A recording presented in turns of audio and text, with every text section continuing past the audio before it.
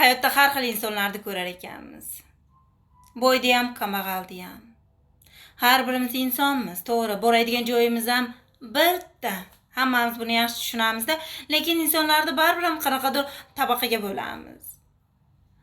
İnsanlarga o'zimizcha baho beramiz.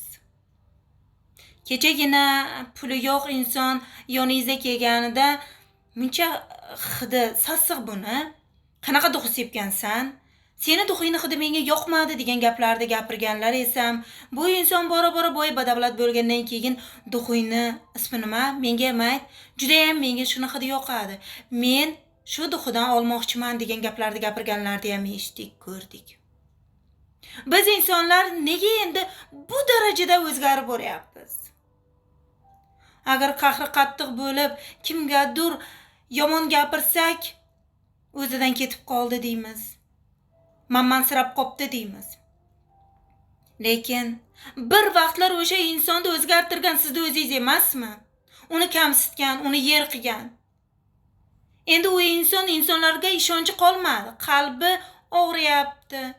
Yuragi sindi. Nima qilsin u endi? Bir umr o'zini yaxshi ko'rsatib, sizga mehribonchilik qilib yurish kerakmi? Siz avvalambor o'zingizdan xafa bo'ling.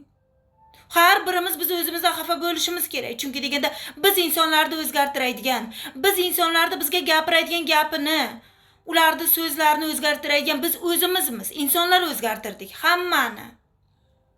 Endi nima qilmoqchimiz? Endi nima kutyapmiz? Nega endi biz xafa bo'lamiz kimdandir? Nega endi mammansirab qopti, puli ko'payibdi, endi uzr bo'lib qopti degan gaplarni gapiramiz? Endi bu gaplar sizga emas.